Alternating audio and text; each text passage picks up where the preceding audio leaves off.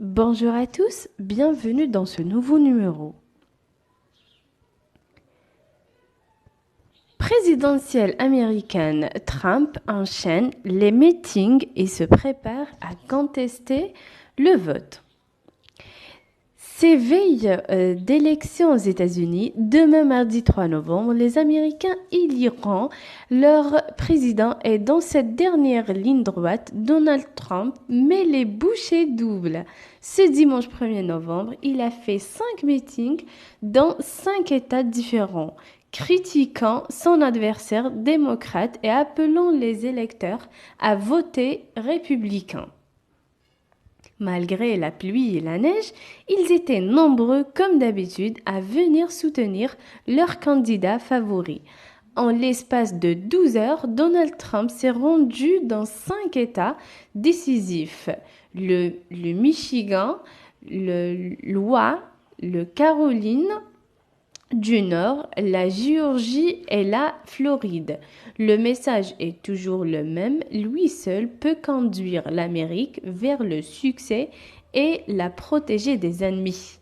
Les dégâts que Biden et Harry infligeraient pourraient persister sur plusieurs générations, a lancé le président candidat. Cela ne peut pas être réparé facilement. Et si Biden gagne, la Chine possédera les États-Unis. Dans le Michigan, où Donald Trump est arrivé en tête en 2016, les derniers sondages favorisent pour l'instant Joe Biden avec 8 points d'avance. Le président républicain tente donc de convaincre les électeurs afro-américains, à tous les Noirs américains, je vous demande votre vote. Je vous demande d'envoyer un message à l'établissement démocrate corrompu. On vous accueille au Parti républicain. Après la Géorgie, l'ancien mania de l'immobilier a faim la journée en Floride.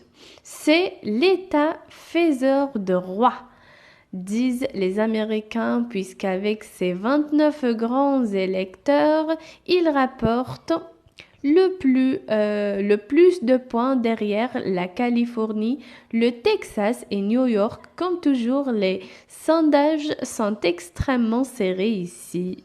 Joe Biden et Donald Trump ont entre 3 et 4 points d'écart. Cela change tous les jours, c'est imprévisible. L'inconnu du vote latino. Rappelons qu'en 2016, Donald Trump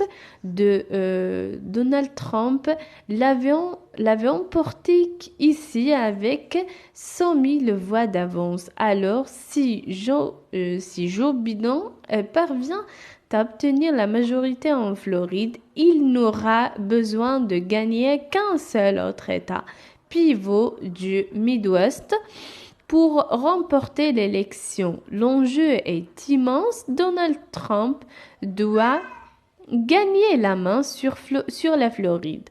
Le président était à Miami ce dimanche soir. A priori, il n'a aucune chance de gagner cette ville.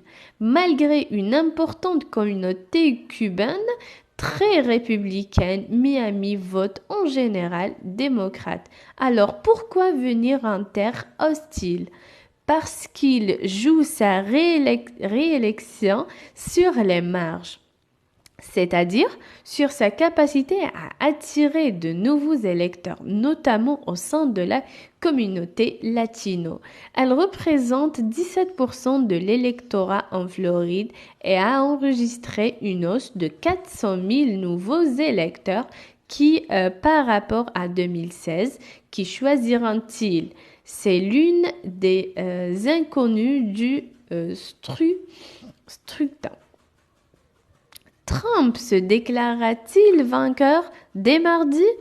Autres électorats clés en Floride, les seniors, un quart des votants plutôt républicains, traditionnellement mais très touchés par la pandémie, feront-ils payer à Donald Trump sa réélection? Réponse le 3 novembre. Le président américain va s'offrir 5 autres meetings ce lundi, veille de l'élection, dans 4 États clés. Face aux craintes de voir Donald Trump se déclarer vainqueur ce mardi soir si les résultats sont indécis, le président a démenti, ajoutant que ses avocats se tenaient prêts à saisir la justice en cas d'irrégularité.